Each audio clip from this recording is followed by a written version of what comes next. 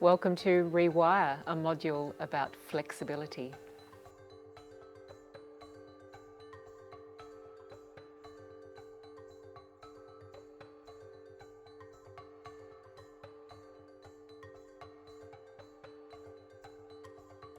Feel yourself square in the chair, feeling that triangular base of the sit bones and your coccyx nice and secure, so you have this triangular base.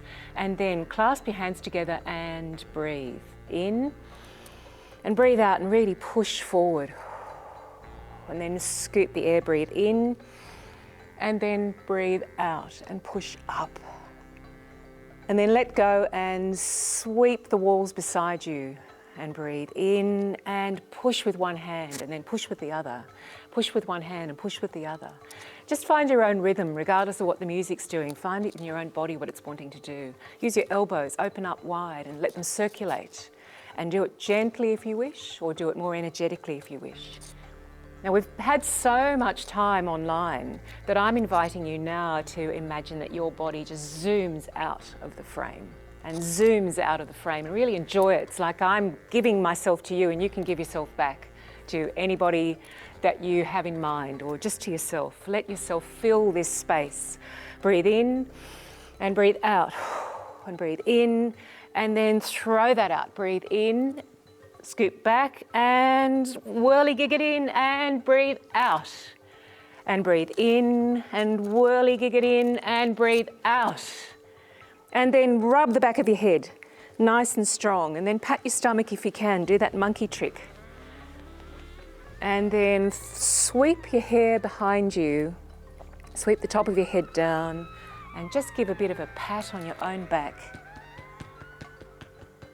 And then sweep down the spinal column so that start to breathe from the back of your body out into the space behind you. And then with that sense of rolling your shoulders into that back space and letting the body go loose with that, letting the body feel nice and loose. Filling the space behind you with that shoulder blades working hard, okay. And then rubbing just here below the throat, giving a little bit of a tap and breathe in and push.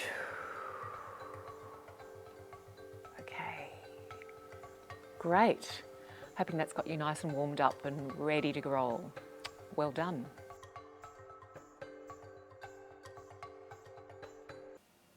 I want to introduce you to the idea of the exquisite corpse and how that framing and reframing of an idea might be useful for us as artists in all sorts of ways. So we're going to show you on the screen several examples of exquisite corpse. The idea was supposedly created by the Dada artists, and if we fold a paper in three and only write something or draw something here, and then fold that open, pass it over to someone else to draw here, and then you've got the third section there. When you open it out, you'll have, as we've got in the examples, something that is a combination of different elements. It could be animal, vegetable and mineral all in one. It could be a bird's head, human body, cow's legs. And it's a lot of fun, but it's also part of that sense of challenge of our identity. We can get very used to the shape and structure of our practices, and to refresh ourselves in this way might be a really useful thing to do. So, some of the exercises we're going to do are through gesture, through drawing and through movement, and through reimagining what we might be, how we might recombine. Okay, rewire.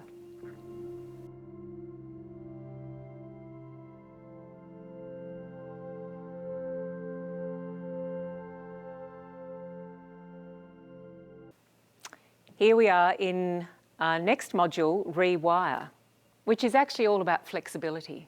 Now, it's really wonderful to have flexibility in the body, but it's actually flexibility in the brain that we're really focused on. Flexibility, being able to be adaptive, responsive, So let's try an exercise here where you can stay in your chair and I'll do all the heavy lifting. But what I'm interested in is how flexibly you can respond to the cues I'm giving you. Then we'll move into some more active exercises where actually you will be painting and drawing and sketching and flipping your pages over and flipping your mind. Okay, let's go. So if I were to take up a posture like this, what does that make you think of? Okay, think of some adjectives around it: determination, focus, readiness, about to punch someone out, whatever it is that comes to your mind. So I'm taking up a posture and a gesture, which is an expressive gesture, and there are all these associations and all these stories that might be about to trip themselves forward just out of that one position. So here we go. We're going to do this as an experiment. I take up a posture and you just jot down 5 words. Okay, ready? Here we go.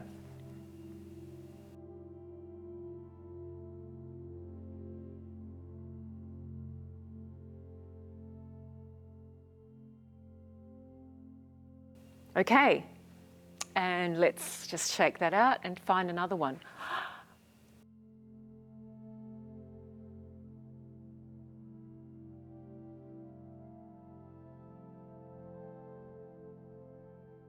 Great.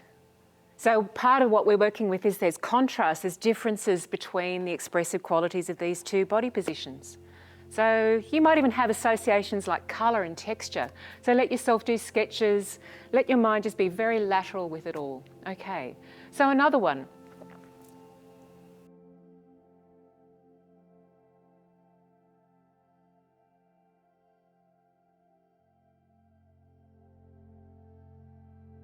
Okay, and then this.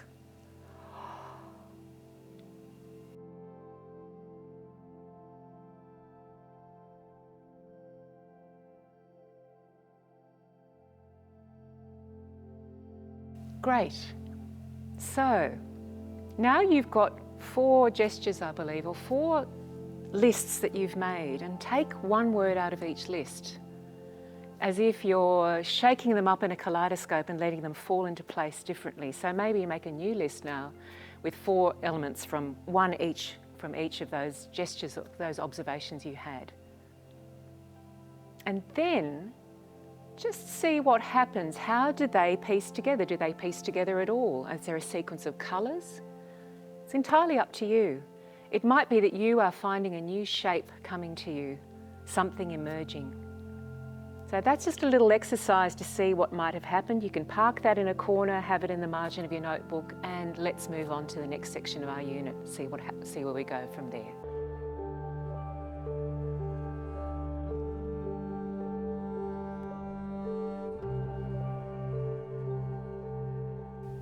Welcome back. So now we're going to give exercise to flexibility in another way. And I'd like you to grab, if you've got a paintbrush handy, a long stick, anything that can act as a prophylaxis. We're just going to do this little exercise before we go and work with the paper and your paints or your crayons, okay? Here we go. So think of holding your stick as if it's an extension of your arm. So right from the shoulder, just feel nice and soft in that shoulder as if it's well oiled, giving it a little bit of a roll.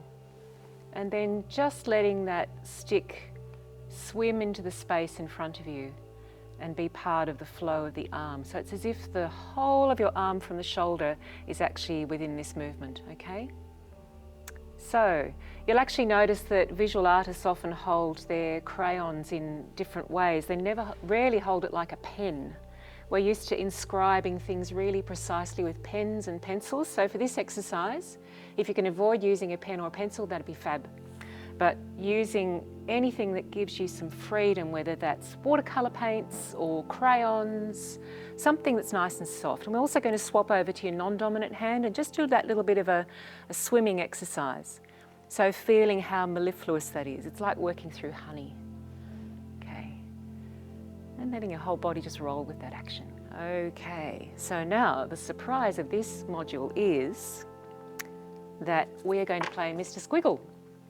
So for those of you who haven't ever seen Mr. Squiggle, Mr. Squiggle makes a gesture on a page, and we have to think of it as a gesture, and then you, the audience, the spectator, are going to complete the picture with whatever comes to mind. And we've got lots of tricks. We can have the squiggle, we can turn the page upside down and just make it into something. Okay, here we go.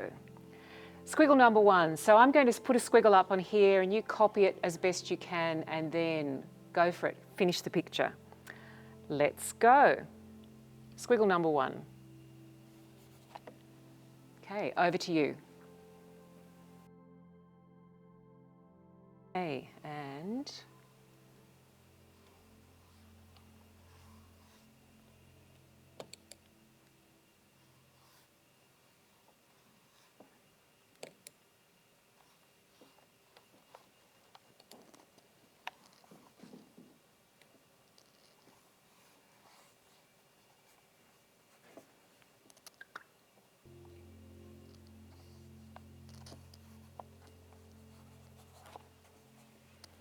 okay.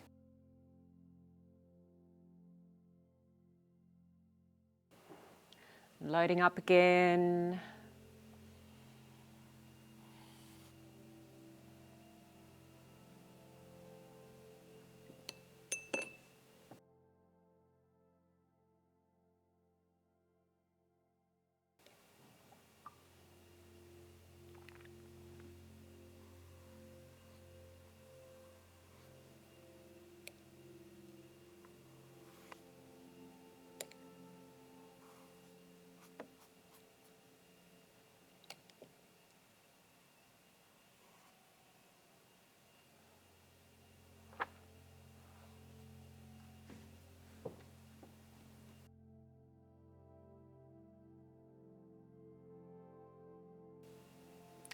Sometimes it's really good to work with your non-dominant hand, so try swapping over, or I'm going to try and see what happens.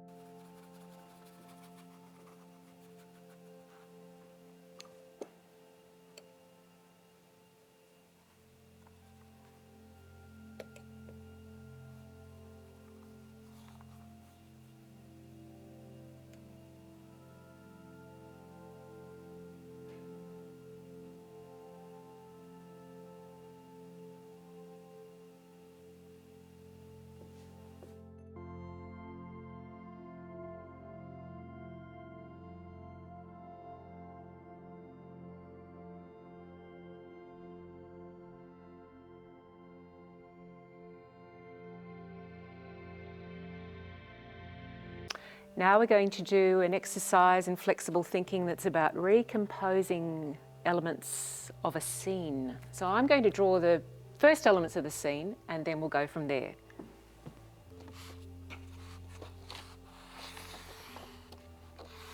So I invite you just to draw a frame, just as I am. Okay, so that's the beginning of the narrative. And within that, I might just draw this figure here. So you don't have to be able to draw. Stick figure's fine, just as I'm doing. And I've just got 2 key element here now.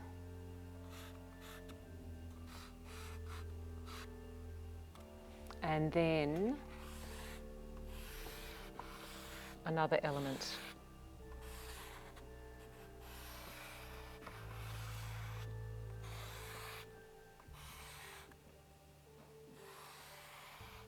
Okay, so the way our minds work is that we piece together stories as soon as we see things in proximity to each other.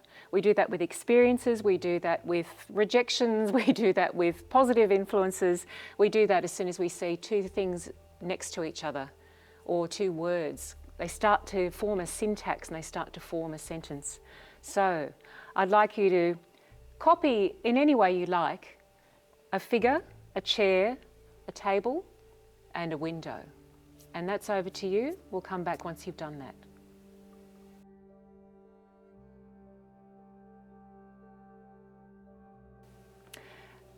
And now once you have these elements in place, I'm going to ask you to add 5 more elements to it.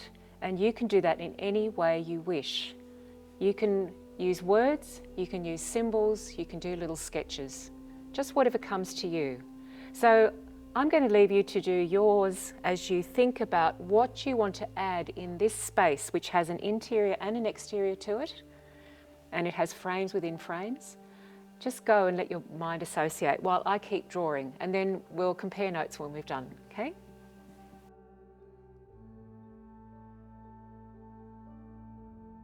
When you let your mind work really fluidly, it can be a little bit surprising what starts to happen. For example, this plant starts to feel like it wants to eat up the person sitting in the seat, and at the moment I'm just letting myself go for it. Like, what would happen if I let that happen in a story? Why have I got 2 words that are opposites to each other, frantic and peaceful? I don't know, but it's quite fun having them up there. A window invites certain associations, but it can also, for other people, invite all sorts of other associations. Rain that starts to come into the house, inside to, or outside to inside. Okay, this is an imaginative space, but after all, in some philosophies, the world is imagined by the mind. And because of the limits of the mind, we limit the world. So we are exploring what it is to reimagine the possibilities within this frame of what kind of world we might be creating. Okay, now as part of this exercise, remember these are additive processes we are engaged in. So we're not leaving this behind, we're adding to it. And I just would like you to, maybe on your journal or on the side of your page, if you've got a nice big piece of paper, we're going to have a list of things to add. I'd like you to think about these elements that underneath which you could start to write some key words, okay? So if you can write down for yourself, maybe at the top of another page, agent, location, action, dynamic, body part, animal, or flora, or flowers. And then let yourself write a list underneath each of those. So we might have an agent is I, an action is sat or went. A place is to the park. Let your mind free associate and just making a whole list of all these things to add to the, just to make the list for its own sake. And I'll leave that for you. We'll be back in a moment.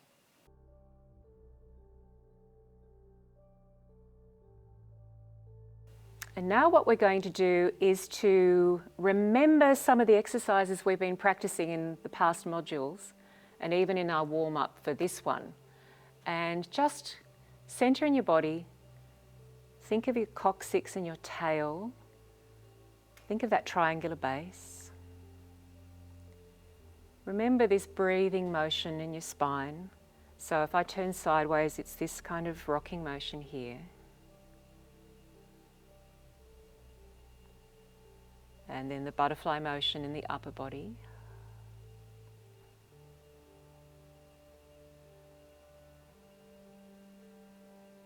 So think of being in your body and listening outside of the room. It might be that you get an image or an idea or a sensation or a memory that comes to you from your embodiment, and I just want you to write that down or draw that symbol, and we'll go from there. So we're going to add it maybe into the margin beside your picture, okay? Take your time.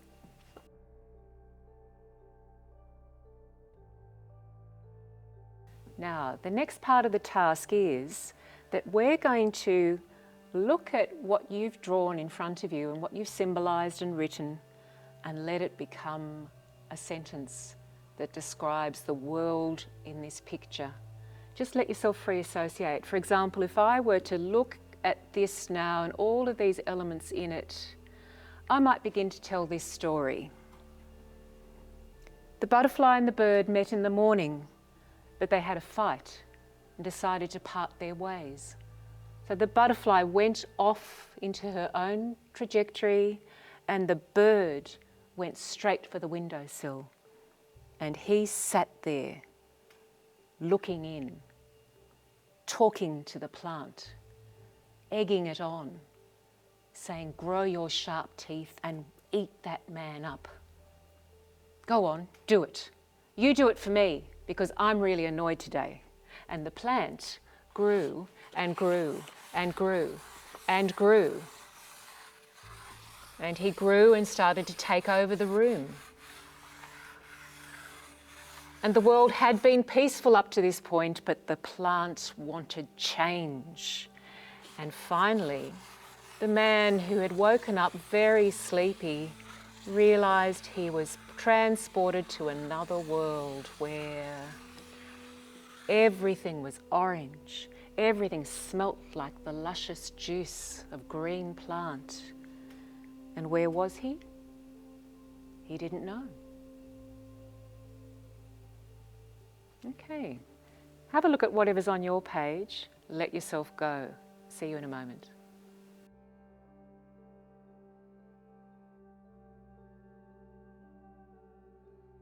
So it's a funny little world we can create sometimes, and you know, we never quite know where we end up. This can be the creative process in itself. And in fact, it's always there, because I want to actually talk about something quite important to me as an artist, and I hope it's important to you as well. And it's something that we can really get stuck in sometimes, particularly when we're very tired or we're under duress. Okay, there's always something else. There's always something more. Where do those ideas come from? They coexist with us. Just as when we've breathed out and there's that breath that's about to come in. And we exist in this moment in time, but you know, it's New York, it's midnight, and it's here in Canberra or Sydney and it's midday. All of these things that exist side by side with each other that we're not conscious of, because maybe it's not obvious, or maybe the sun isn't shining in the same way on us, but it's right beside us. In the soil, there's teeming life of ants and water moving through and growth and decay, and we're maybe not even aware of it. Once I was walking out bush and I knew there was a snake over the hill. I don't know how I knew, but there she was, coiled up in the sun. Beautiful green snake. She was amazing. So how do we get that inspiration? Where does the inspiration come from? It comes from information that's already there, passing through our bodies and moving us. This is one of the reasons that so much of these modules are about gesture, allowing a gesture to come forth. A word is a gesture, the voice is a gesture, a painting is a gesture. And the gesture comes to us and through us and moves out into the world. So let yourself be refreshed. Let yourself play. Do this again. Draw the little man and the table and the chair and the window and just start all over again and see what happens. And at one point though, it's really nice to go back into your body and remember, what is the body doing? What is it telling me? What is its feelings? What do I remember right from the start of the warm-up? Where am I now? Bring in everything you can and everything that wants to be heard. Okay, see you in the next module.